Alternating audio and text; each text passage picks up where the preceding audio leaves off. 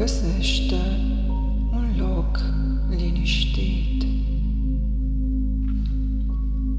Așează-te sau întinde-te confortabil și lasă corpul să se abandoneze ușor, precum o frunză care se întoarce blând la arborele său originar.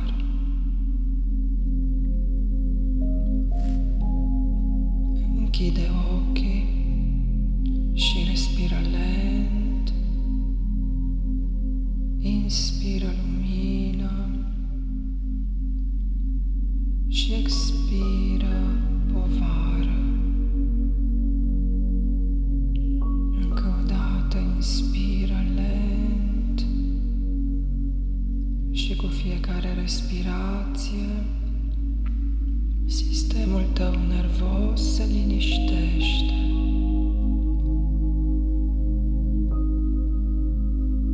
Simte cum mintea se liniștește ușor, inima se deschide,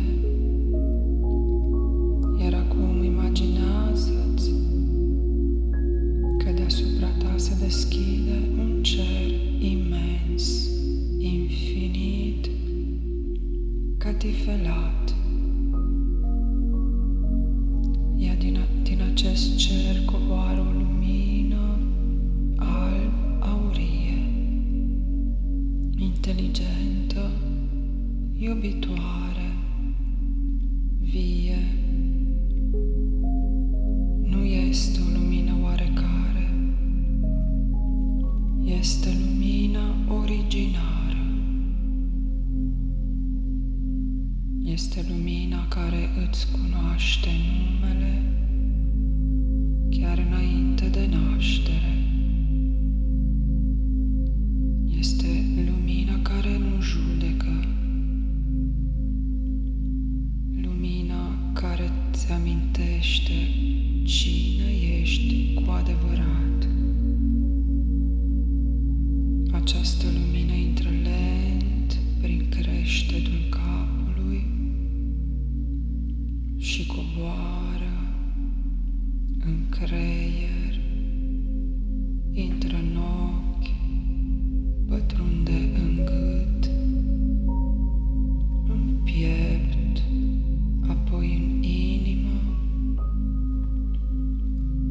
și topește tensiuni vechi, topește amintiri grele, topește cuvinte niciodată rostite. Doar permite-i să facă asta.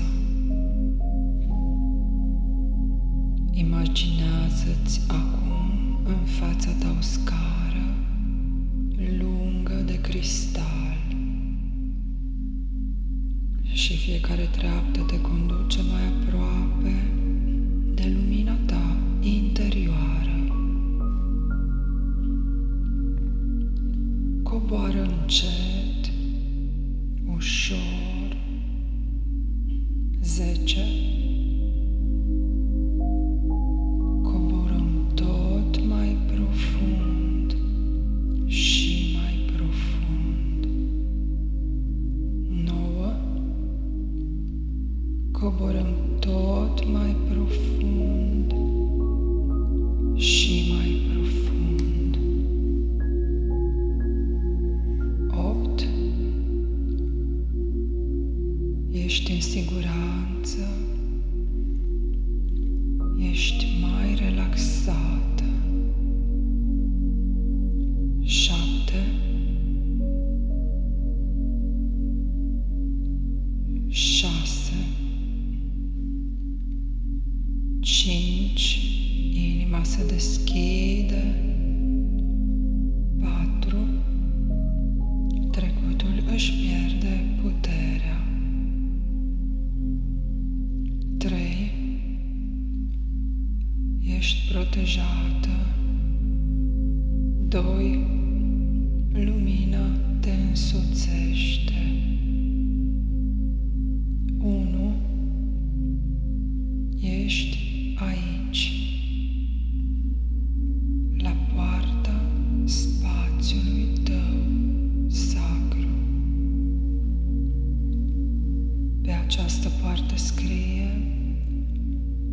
grădina copilului interior.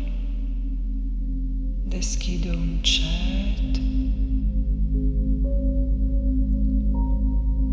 pășește ușor înăuntru, unde găsești spațiul tău sacru. Poate o grădină, poate o plajă, poate o pădure luminoasă sau poate un loc care există doar în suflet. Observă culorile, parfumurile, sunetele și acum în depărtare vezi un copil. Acel copil ești tu, nu adult. Nu este rolul și nu este masca. Este partea cea mai adevărată, cea mai sensibilă, cea mai pură, cea mai uitată. Și privește-l. Câți ani are? Cum sunt ochii lui? Ce simte? Nu forța nimic. Lasă-l pe el să se arate. Apropie-te încet. Poate îi este frică sau poate este trist. Poate se simte singur sau poate așteaptă pe cineva de foarte mult timp. Și astăzi, acea persoană ești tu. Așează-te lângă el, nu vorbi imediat. Uneori copilul interior nu are nevoie de explicații. Are nevoie doar de prezență. Respiră împreună cu el și lasă-l să simtă că nu va mai fi abandonat niciodată. Imaginează-ți acum că din inima ta iese o lumină roz aurie, o lumină blândă, caldă, divină. Această lumină învăluie copilul interior și în timp ce îl îmbrățișezi energetic cu iubirea inimii, repetă lent: te văd, te ascult, nu ești greșit, nu ești prea mult, nu ești o povară. De acum nu ești singur. Sunt aici pentru tine. Și lasă aceste cuvinte să intre în celulele lui. De acum observă dacă acel copil vrea să-ți spună ceva. Ascultă-l fără să-l întrerupi. Pot apărea amintiri, emoții, imagini sau senzații în corp. Primește totul, așa cum marea primește râul. Imaginează-ți acum că deasupra voastră apare o mare sferă de lumină divină. În interiorul acestei sfere există iubire absolută, vindecare, armonie, protecție, iertare și inocență originară. Observă cum această sferă coboară încet și vă învăluie pe amândoi. În această lumină simte cum tot ceea ce este fragmentat începe să se unească. Rănile devin porți ale înțelepciunii. Lacrimile devin apă sacră,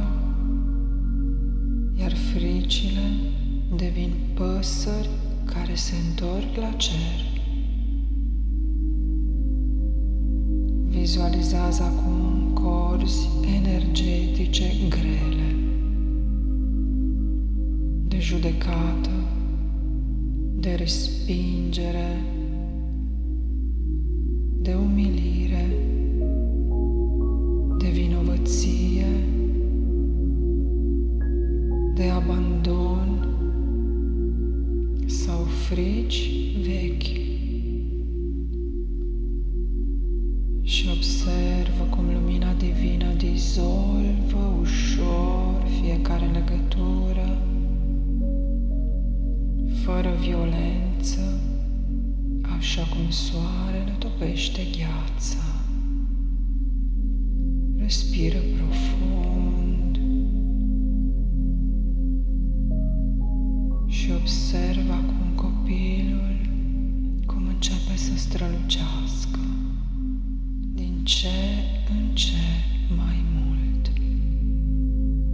cum inima lui se luminează, iar în pieptul său apare o mică flacără aurie. Este esența lui, este scânteia sa divină, este partea care nu a fost niciodată rănită, este partea eternă. Apropie-ți mâinile de acea lumină și permite-i să intre și în tine. Permite-i și dă-i voie să intre în inimă, în abdomen, în sânge, în oase, în sistemul nervos, în memoria celulară. Acum voi doi deveniți un câmp unic, luminos, adultul și copilul, prezentul și trecutul, cerul și pământul, rana și vindecarea. Respiră profund și imaginează-ți acum un arbore mare cosmic în spatele vostru. Rădăcinile lui intră în pământ, ramurile ating stelele. Acest arbore reprezintă sufletul tău. Acum sufletul îți spune: nu ai venit aici doar să supraviețuiești. Ai venit aici să-ți amintești iubirea. Și lasă această frază să pătrundă în fiecare parte a ființei tale.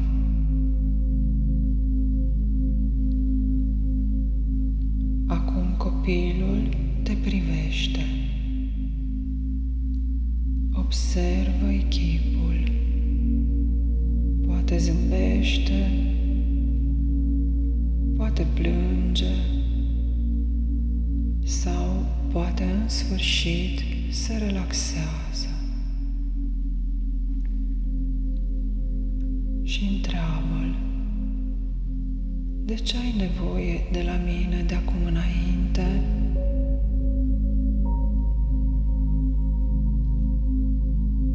Ascultă-i răspunsul. Răspunsul poate fi simplu: să te joci, să te odihnești, să fii ascultat,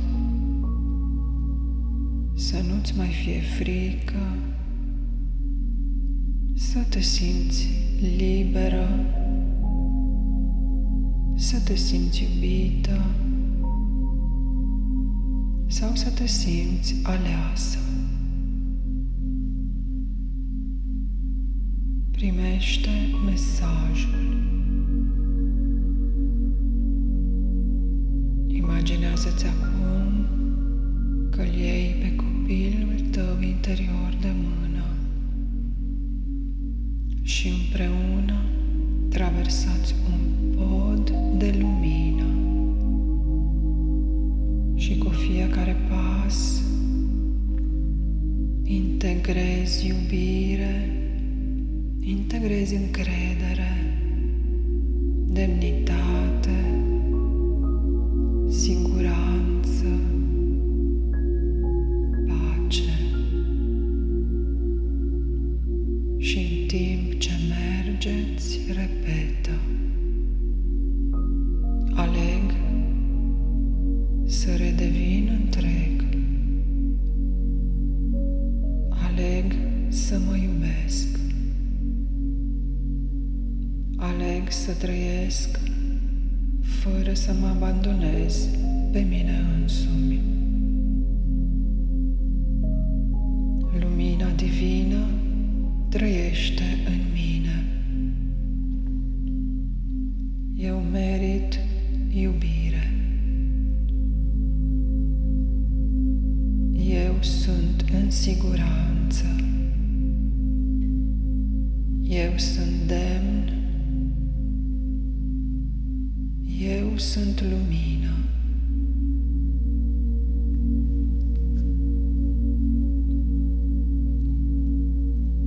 Iar acum copilul interior intră ușor în inima ta. Nu dispare, ci se integrează. Rămâne viu în tine, protejat, ascultat și iubit. În centrul pieptului apare acum un lotus luminos și fiecare petală reprezintă o vindecare. Vindecarea de bucurie, inocență, încredere, creativitate, blândețe, autenticitate și libertate. Acum observă cum lotusul se deschide ușor complet, iar din centrul lui se naște o coloană de lumină care se conectează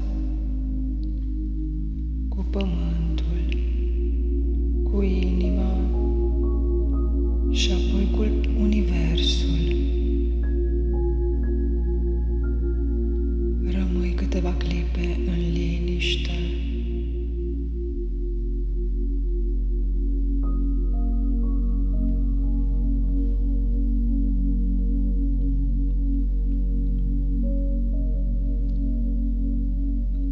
Și acum inspiră profund,